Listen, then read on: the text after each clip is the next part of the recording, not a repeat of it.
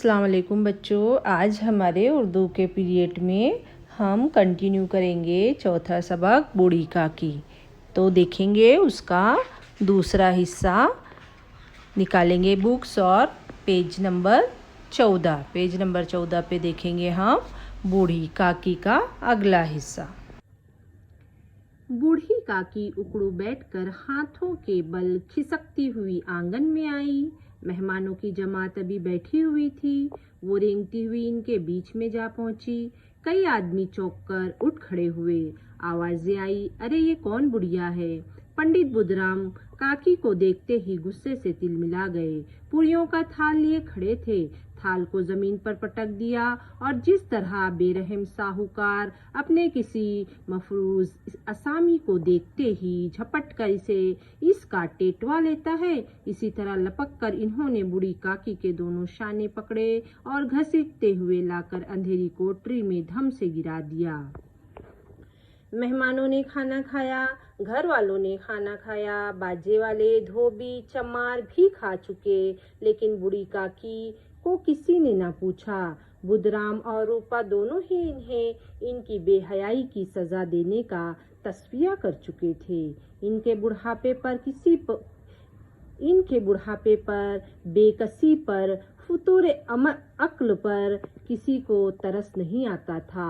अकेली लाडली इनके लिए कुढ़ रही थी। दोनों बार जब इसकी माँ और बाप ने काकी को बेरहमी से घसीटा तो लाडली का कलेजा बैठ कर रह गया। वो झिंझला रही थी कि ये लोग काकी को क्यों बहुत सी पूरियां नहीं दे देते। वो काकी के पास जाकर इन्हें तशफ़ी देना चाहती थी, लेकिन माँ के खौफ से ना जाती थी, ना अपने हिस्से की पूरियां भी ना खाती थी। वो ये पूरियां काकी के पास ले जाना चाहती थी। बूढ़ी काकी मेरी आवाज़ सुनते ही उठ बैठेगी, पूरियां देखकर कैसी खुश होंगी, मुझे खूब प्यार करेगी। रात के 11 बज चुके थे। रूपा आंगन में पड़ी सो रही थी। लाडली की आंखों में नींद न थी। काकी को पूरियां खिलाने की खुशी इसे सोने न देती थी।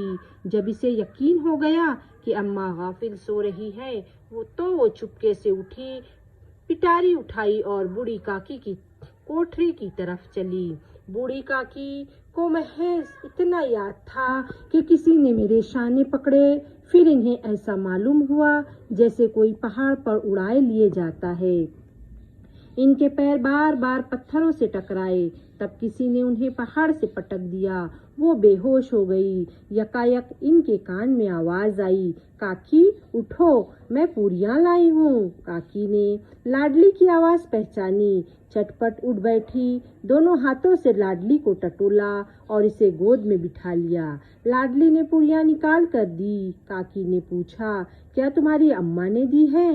लाडली ने फख्र से कहा, नहीं, ये मेरे हिस्से की है। काकी पूरियों पर टूट पड़ी। 5 मिनट में पिटारी खाली हो गई। लाडली ने पूछा, काकी पेट भर गया? जैसे थोड़ी सी बारिश ठंडक की जगह और भी हिप्स पैदा कर देती है, इसी तरह इन चंद पूरियों ने काकी के इश्तिहा और रग़बत को और भी तेज कर दिया था। बोली, नहीं बेटी, जाके अम्मा से और मांग लाओ। लाडली ने कहा, अम्मा सोती है, जगाऊंगी तो मारेगी। काकी ने पिटारी को फिर टटोला। इसमें चंद रेजे गिरे थे, इन्हें निकाल कर खा गई। बार बार होंठ चाटती थी, चटकारे भरती थी। यकायक लाडली से बोली, मेरा हाथ पकड़ कर वहां ले जाओ जहां मेहमानों ने बैठकर खाना खाया था। लाडली इनका मंशा ना समझ सकी। इसने काकी का हाथ पकड़ा और उन्हें लाकर झूठे पतल्लों के पास बिठा दिया। वो गरीब भूख की मारी इन पतल्लों से पूरियों के टुकड़े चुन चुन कर खाने लगी। दही कितना लजीज था, सालन कितना मजेदार, कचौरियाँ कितनी सलोनी, समोसे कितने खस्ता और नरम। ऐन इसी वक्त रूपा की आंख खुली। इसे मालूम हुआ लाडली पास नहीं है।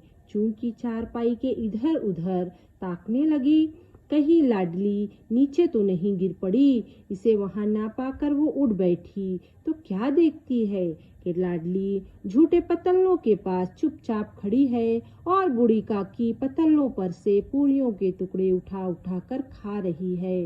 रूपा का कलेजा सन से हो गया। वो ये नज़ारा था जिससे देखने वालों के दिल कांप उठते हैं। दर्द और खौफ से इनकी आंखें भर आई। इसको अपनी खुद गर्जी और बेइंसाफी आज तक कभी इतनी सफाई से नजर ना आई थी। हाय मैं कितनी बेरहम हूँ जिसकी जायदाद से मुझे 200 रुपये साल की आमदनी हो रही है। इसकी ये दुर्गत और मेरे कारण ऐश्वर मुझसे बड़ा भारी गुनाह हो गया है। मुझे माफ कर दे।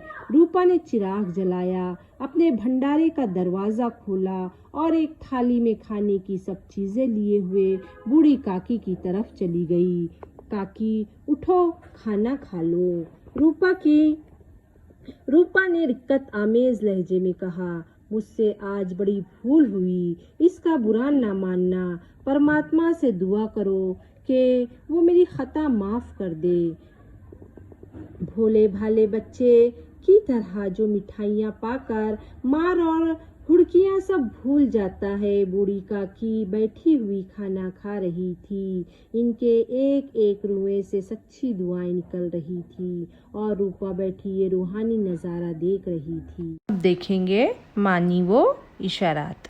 मानी वो इशारात में देखेंगे बच्चों के दौर सानी यानी दूसरा दौर, दाग देना यानी मर जाना, सब्ज़ बाग यानी झूठे वादे, तशफ़ी यानी तसल्ली, दरेग यानी हिचकिचाहट, नगमे बेहंगाम यानी मुराद गैर ज़रूरी बात, दग करना यानी सताना परेशान करना, तिलक आना यानी रिश्ता पक्का होना, इश्तिहा अंगेज़ यानी भूख बढ़ाने वाला, चश्म ख्याल यानी तसव्वुर।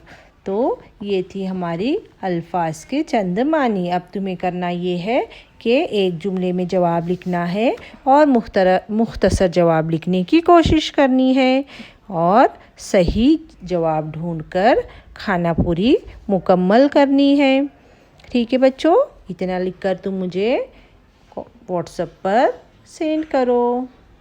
ठीक है, अल्लाह हाफिज़।